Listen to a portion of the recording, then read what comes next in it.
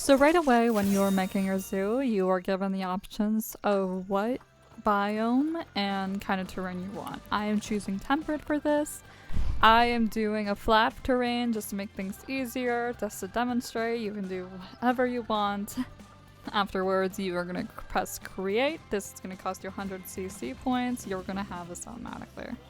Once you are loaded into your zoo, the first thing you're going to do is open your paths. You are going to go right to the paths to the right bottom of your screen, and you're also going to see your money, your CC points, and your guest. And if you see those little stars on the bottom of your screen, that means your reputation. The higher your reputation is, the more guests you're going to have. The more guests you have, the more money your zoo is going to have. So once you start placing down your paths, you can choose whatever you want. You can just scroll down. I like using this black color. And usually I like using the line to grid. It helps you keep things a little bit straighter, but you do not have to use this if you don't want to. Once you have your layout sorted out, make sure you guys split your paths a little bit for like facilities and the habitat itself. I'm going to be creating mine real quick right here just to show you. Now that we have that figured out, we are going to go to staff paths. This is where only your staff can access. I like making mine just a teensy little bit smaller, just to make it less stand out, just to hide it a little bit better. And since your guests don't like seeing your staff doing their jobs, you're going to have us a little bit away. You can also hide this with construction and scenery or underground, just to keep those red stars a little off. You can also check this out on your heat map. Then you're going to be making a cute little zone. Since you're going to be broke, keep an eye on your money. You're going to want to start with a vet surgery, quarantine, a workshop, research center, and a staff room, and a trade center. I'm going to start with my trade center, and I'm going to start plopping down our zones. Do not go with big right away. You can use these presets, but just be a little careful because you only are starting with 40k. And things get expensive really quick, so just keep an eye on that. Next thing you're going to do, you're going to also check how this is going to affect your guests. This is what I meant by the heat map. We are far away from the guests as possible, so our staff can do their jobs and our guests can be happy. Now we got that set up, I'm going to show you our guest facilities. Our guests will be hungry and thirsty. You're going to start with your food stalls. I usually like doing just one. And make sure they have a long bit line because this can block your paths if you have them right dead at the center. You can of course add more food as you go, but this will be our starting point. You can also start placing down your bathrooms because they will complain if you don't have a bathroom, but we're just going to start with one. And guests are obviously going to need to enter the zoo. They're going to go to information center. This is just another way of making money. It's very important you have this because this also is a long line. So put this somewhere where it doesn't block the path as much. Now that we have our facilities set up, you're going to need those facilities acquainted with staff. I would recommend one caretaker, one keeper. They take care of your habitats, one mechanic, one security guard. They don't really do a lot though, so maybe not. And one vet. This is going to save you tons of money. You do not need a lot right at the moment. And since you got your staff and your work zones ready, you are going to select all of those and have them all in a work zone. What work zones do, they are your best friend. They are going to help your staff stay efficient at their job and take care of your zoo. And also be sure, I did not do this, but under work zones you can see unassigned staff. Make sure they're all in the same work zone because I can also make sure they're working the same way. Oh brother, this guy! Now that we have our layout set, we can actually get to making the habitats. You're not going to have a lot of these barriers right away. You can check it out on mechanic research. You can start sending your mechanic. I'm going to send mine to the Fiesta theme. The more they unlock, the more you're going to have. So make sure you research your stuff. Same thing with the vets. They're going to research animals and they can also research diseases. We are now going to start building our habitat. You can use curve or straight lines and always make sure you adjust your lengths too. You don't want to start too big. If you start too big, it is going to take your land area and that is tax. It is bad. So you want to make sure you don't start too big but not too small. You still want to give your animals some room. There we go. Now our barrier is set up. What I'm going to do is just readjust my path a little bit. You do not have to do this. This is just what I prefer. I like my staff path somewhere hidden near the habitat so the guests don't access it. Now we want this to be an actual habitat, so what you're going to do, you're going to go under barriers, you're going to press gate, pick whatever you want to choose, place it down, bam, you now have a valid habitat. You can also adjust the size of the barrier, make it smaller, make it bigger, but right now we're going to stick to about 2 meters. This can be changed in the future. And now we can look at the fun part, adopting animals. This is under animal trading. You can start with whatever you choose. And there's a lot of options, but I do like looking at the Zoopedia just to get a good idea of what you need. I decided to go with the Kirk Stick Dick. It's a funny little name, I know.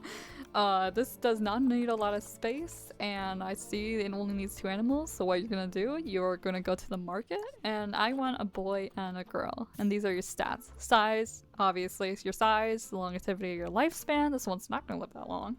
Fertility, good. Immunity, good. This is usually means how much offspring they can produce and how often they can be successfully impregnated. Immunity is also how resistant they are to diseases. So you're gonna choose your 2. They will be sent to your trade center. And just out of good habits, send them to your quarantine just to make sure they don't have any injuries or diseases, because that will spread quickly if you don't get that checked. Most of the time they don't if you're getting it from other players, but just in case, make sure they're quarantined. It's a fast process.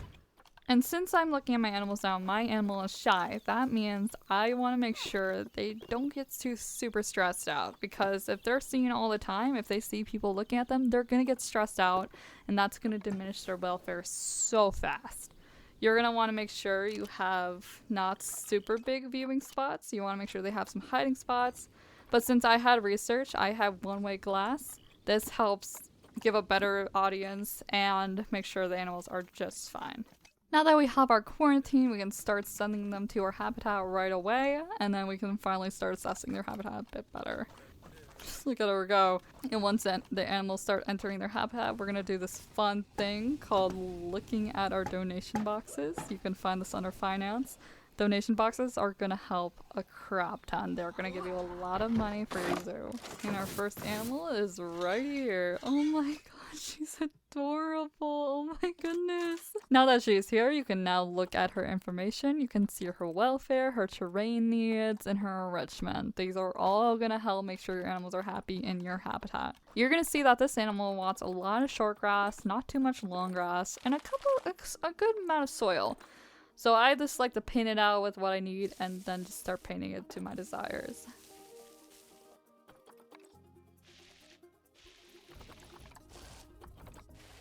Heads up, little tip. If you want things to go up down like this, you want to hold shift and then go up and down. And if you want a little bit more advanced movement, press X just to move around like so. Do like that. If you want it more freely, turn off your angle snap. This will give you free adjustment.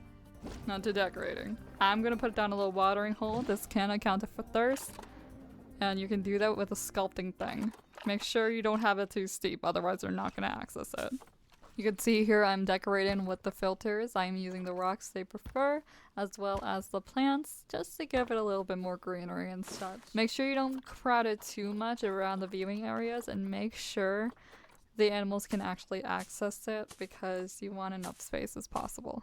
And final little foliage tip, if you just do little clusters of these using your shift tool in any X mode, you can just duplicate it with Control D and put it all around your habitat. It looks super cute and just makes it so much more realistic. And just so this thing isn't super flat, I am going to be using my push down tool, use a little bit of roughen terrain a little bit, and smooth it out just to make things a little more textured. Have some personality in there. And of course, always double check that your animals can walk over it with the heat map traversable area. Press H, and it looks like they can access just fine. Look at them go. Now that our terrain is pretty good, we are going to start setting up our enrichments. You are going to go under enrichment, press filter habitat items by species, and then you're going to see what they need for shelter, enrichment, and food. I've decided with this big boy, it should be enough. You're going to place down some bedding, make sure they can access it just fine. Now we're going to look at their enrichment items. These are toys and little food items just to make them feel more comfortable in their habitat. And just a fun little tip, just to get some more donations, place this near viewing areas, as guests would want to see the animals doing their natural behaviors as well. You can check this out by looking at your little tab, just about how much they need in that space and how much animals are in there. And just like that, our habitat is complete. I am going to shorten this down a little bit since these are smaller animals. Now you're going to want to move on to education. This is going to help boost your reputation a little bit with education. I usually like using these education speakers and making sure it is all powered up correctly. Also, side tip, the entrance to your zoo. It gives you free power. That's amazing to have, so make sure you use it accordingly. Don't spend money on power right away. Speaking of power, I'm just going to show you a demonstration when you do need power. We're going to build a little staff path here. And I also want to treat our water accordingly as well. I'll show you where it is. It's under utilities. You're going to see a transformer. This is usually the biggest power you can get. And as well as the water treatment. You can find water treatment here. This is going to help keep your water clean. And then just put it down where your staff path is so your mechanics can access it accordingly. Of course, the more facilities you add, make sure you add it to your work zone, because otherwise they're not going to get to it as much as you wanted them to. You can make these things look pretty with construction. There's a lot of content you can use with just base game and any other DLC you may want to get. You can also customize it with nature, and you can do whatever theme you choose. You do not need a certain theme. You can do whatever the biome wants or whatever you want. There's a lot of options. I'm just gonna make it look pretty, hiding it, making it look a little more naturey, just so it isn't super plain. Another thing too, for education, there is this preset for habitat education stand. It doesn't do much as the speakers, but it does help tell your guests what kind of animal they're looking at, and you can see that and assign it just like so. Now we have guests rolling in. Now you know what that means. We are gonna need a couple of benches and a lot of trash cans because these guests will get nasty since they now have food accessible. And if they don't have an accessible trash can, they're gonna litter. And it's gonna make your guests really unhappy, so make sure you have a really clean area. And guests do get tired, so make sure you do have some benches around just for them to sit on and so they don't complain. You can put as much as you would need to or want to. I just put in every corner I can see or any empty space just to fill it up a little bit. And now you can start watching that money pour in as you observe your animals. Look how cute she is. She's adorable. While you watch the money pour in, I'm going to tell you about exhibits. Exhibits also help money a little bit. So what you're going to do, you're going to build a separate path just to prevent crowd congestion in the paths.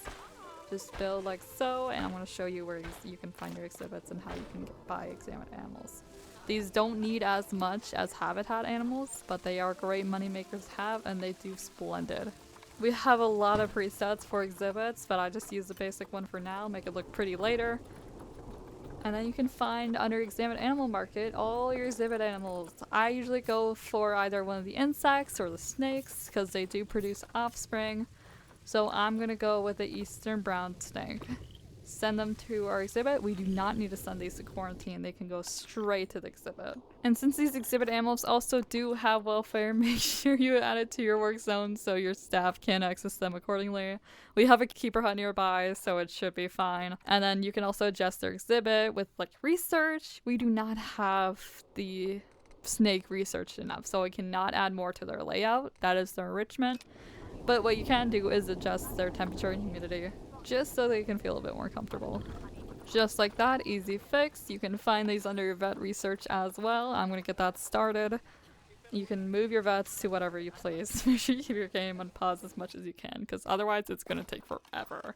Exhibits also count as education moments. So what you're going to do, you're going to go under facilities, you're going to check under your media devices, and you're going to see the exhibit education board. You're going to plop down as many as you can, and then make sure you sign the right animal like so. You can also put down education speakers. I did not do it in this run. I don't know why, I'm a little silly. And don't forget about your stinking donation boxes. You can also recolor these. I did not. I was going quick. And if you can't see, or if you just don't want to put it in personal lighting, you can always press L. This will give you a personal light to see for yourself, just so you're not staring in darkness. You can go under guests. You can see their thoughts. You can also go under your habitat, see their thoughts on that, change it to better profit your zoo. And that's just a wrap of what you need. There's a lot more to this game, like transport rides, a lot of more exhibit animal ideas or animal habitats. You can have combined ones as well. But since we're a little too broke, we're not gonna do that. They're not supposed to be here. What are they doing?